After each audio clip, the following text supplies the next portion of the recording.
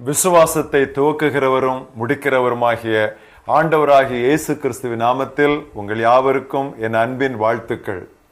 இந்த நாளின் தியானத்தின் தலைப்பு A to Z, அகரம் முதல் நகரம் வரை. வாசிக்க வேண்டிய வேத பகுதி எபிரேயர் 11ஆம் அத்தியாயம் முதல் 16 வசனங்கள். விசுவாசமானது நம்பப்படுகிறவைகளின் உறுதியும் காணப்படாதவைகளின் நிச்சயமாயிருக்கிறது. அதனாலே முன்னோர்கள் நற்சாட்சி பெற்றார்கள். விசுவாசத்தினாலே நாம் உலகங்கள் தேவனுடைய வார்த்தையினாலே உண்டாக்கப்பட்டதென்றும் இவ்விதமாய் காணப்படுகிறவைகள் தோன்றப்படுகிறவைகளால் உண்டாகவில்லை என்றும் அறிந்திருக்கிறோம். விசுவாசத்தினாலே ஆபேல் காயீனின் பலியிலும் மேன்மையான பலியை தேவனுக்கு செலுத்தினான். அதனாலே அவன் நீதிமான் என்று சாட்சி பெற்றான். அவனுடைய காணிக்கைகளை குறித்து தேவனே சாட்சி கொடுத்தார். அவன் மரித்தும் இன்னும் பேசுகிறான். விசுவாசத்தினாலே ஏனோக்கு மரணத்தை காணாதபடி எடுத்துக்கொள்ளப்பட்டான். தேவன் அவனை எடுத்துக்கொண்டபடியினாலே அவன் காணப்படாமல் போனான். அவன் தேவனுக்கு பிரியமானவன் என்று அவன் எடுத்துக்கொள்ளப்படுவதற்கு முன்னமே சாட்சி பெற்றான். விசுவாசம் இல்லாமல் தேவனுக்கு பிரியமாயிருப்பது கூடாத காரியம். ஏனென்றால் தேவனிடத்தில் சேருகிறவன் அவர் உண்டென்றும் அவர் தம்மை தேடுகிறவர்களுக்கு பலன் அளிக்கிறவர் என்றும் விசுவாசிக்க வேண்டும். விசுவாசத்தினாலே நோவா தற்காலத்தில் காணாதவர்களை குறித்து தேவ எச்சரிப்பு பெற்று பயபக்தி உள்ளவனாகி தன் குடும்பத்தை ரட்சிப்பதற்கு பேழையை உண்டு பண்ணினான். அதனாலே அவன் உலகம் ஆக்கினைக்குள்ளானது என்று தீர்த்து விசுவாசத்தினால் உண்டாகும் நீதிக்கு சுதந்திரவாளியானான். விசுவாசத்தினாலே ஆபிரகாம் தான் சுதந்திரமாக பெறப்போகிற இடத்திற்கு போகும்படி அழைக்கப்பட்ட போது கீழ்ப்படிந்து தான் போகும் இடம் இன்னதென்று அறியாமல் புறப்பட்டு போனான்.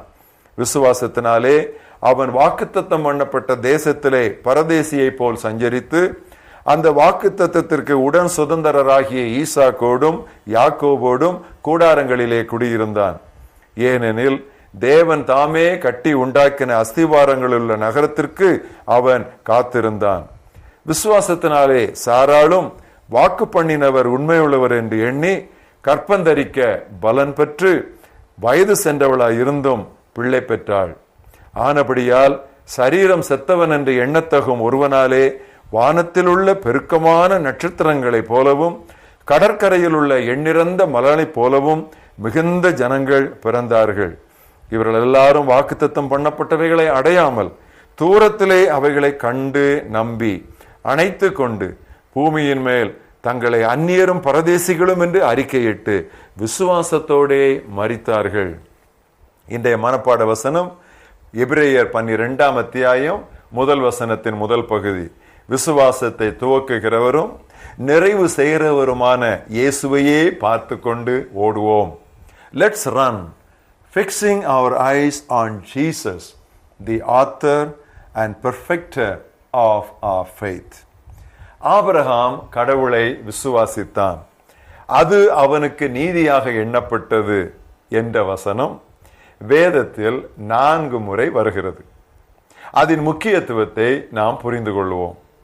முதலாவது அது ரோமர் 4ஆம் அத்தியாயம் 3ஆம் 10ஆம் வசனங்களிலே நாம் வாசிக்கிறோம். ஆபிரகாம் கடவுளை விசுவாசித்தான், அது அவனுக்கு நீதியாக எண்ணப்பட்டது. அது எப்பொழுது அவனுக்கு அப்படி எண்ணப்பட்டது?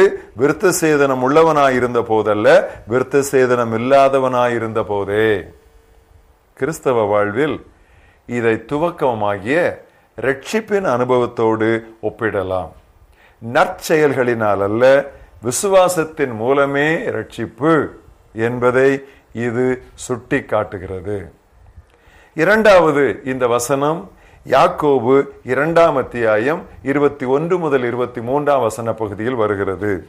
நம்முடைய மூதாதையாகிய ஆபிரகாம் தன் மகன் ஈசாக்கை பலிபீடத்தின் மேல் கிடத்தி விட்ட போது அவனது செயல்களினால் அல்லவோ நீதிமானாக்கப்பட்டான். ஆபிரகாம் கடவுளை விசுவாசித்தான், அது அவனுக்கு நீதியாக எண்ணப்பட்டது. ஆபிரகாம் தனது விசுவாசத்தை தொடர்ந்து இங்கே செயல்களிலே காட்டுகிறார். கடவுளுடைய வார்த்தைக்கு கீழ்ப்படிந்து அத்தனை ஆண்டுகள் காத்திருந்து பெற்ற உயிருக்குயிரான மகன் ஈசாக்கை பலிபீடத்தில் மேல் படைத்தல் என்பது ஒப்பு கொடுத்தலையும் பரிசுத்தமாகுதலின் பாதையையும் நமக்கு சுட்டி காட்டுகிறது. ரோமரில் நாம் கவனித்தது ரட்சிப்பை குறிப்பிடுகிறது. யாக்கோபில் இந்த வசனம் வருகிற இடம் ஒப்பு கொடுத்தல், பரிசுத்தத்தில் முன்னேறி செல்வதை குறிப்பிடுகிறது. இன்னொரு இடத்திலே அது காணப்படுகிறது. கலாத்தியர் 3:6-8 வசனங்கள். ஆபிரகாம் கடவுளை விசுவாசித்தான், அது அவனுக்கு நீதியாக எண்ணப்பட்டது. உனக்குள் எல்லா மக்கள் இனத்தாரும் ஆசீர்வதிக்கப்படுவார்கள் என்று ஆபிரகாமுக்கு நற்செய்தியாய் மறைநூல் முன்னறிவித்தது என்று பார்க்கிறோம். கர்த்தராகிய இயேசு கிறிஸ்து மூலமாய் 2000 ஆண்டுகளுக்கு முன் நாம் பெற்ற நற்செய்தி அறிவிப்பு பேராணையை 1000 ஆண்டுகளுக்கு முன்னரே உனக்குள் சகல மக்களினங்களும் ஆசீர்வதிக்கப்படும் என்று சொன்ன போதே கடவுள் ஆபிரகாமுக்கு கொடுத்து விட்டார். எனவே இறைவனது மிஷனரி திட்டத்தின் ஆரம்பமே ஆபிரகாம் தான். 4வதாக இதை ஆதியாகமம் 15ஆம் அத்தியாயம் 4-6 வசன பகுதிகளை பார்க்கிறோம்.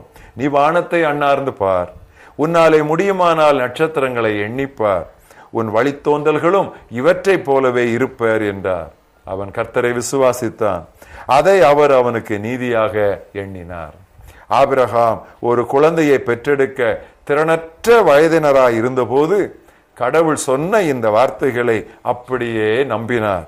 ஆகவே செத்து போனவன் என்று சொல்லப்படக்கூடிய ஒருவனுக்கு கடவுள் உயிர் கொடுத்தது போல அவன் மூலம் ஒரு சந்ததியே இவ்வுலகில் உருவாகி இருக்கிறது என்றால் அது உயிர்த்தெழுதலின் அடையாளமாகும்.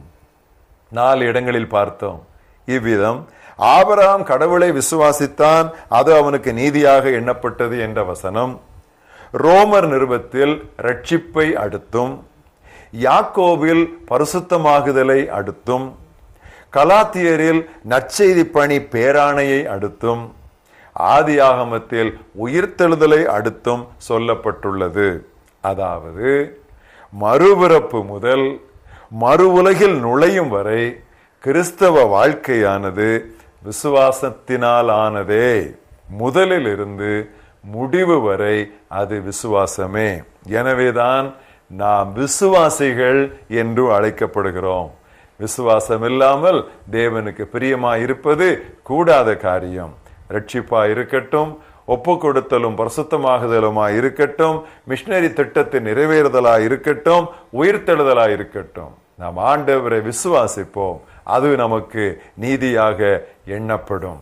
விசுவாசத்தை துவக்குகிறவரும் நிறைவு செய்கிறவருமாகிய இயேசுவையே பார்த்து கொண்டு ஓடுவோம். கிறிஸ்தவ வாழ்க்கை ஆதி முதல் அந்தம் வரை அது விசுவாச வாழ்க்கை. மகாபெரிய தேவனே, இந்த அருமையான தியானத்திற்காக நாங்கள் உம்மை ஸ்தோத்திரிக்கிறோம். ஆண்டின் இறுதி நாட்களுக்குள்ளே வந்திருக்கிற நாங்கள் எங்கள் வாழ்க்கை துவக்கம் முதல் முடிவு வரை சற்றும் அங்குமெங்கும் திரும்பாத தளராத விசுவாச வாழ்க்கையாகவே, விசுவாச நடையாகவே, விசுவாச பாதையாகவே இருக்க வேண்டும் என்று சொல்லி நீர் எங்களுக்கு உணர்த்துவித்ததற்காக நாங்கள் நன்றி சொல்கிறோம்.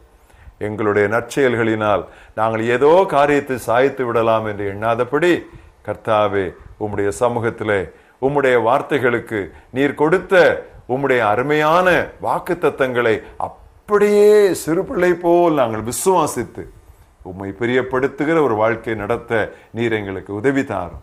இந்த நாள் தியானத்திற்காக நாங்கள் உம்மை ஸ்தோத்திரிக்கிறோம்.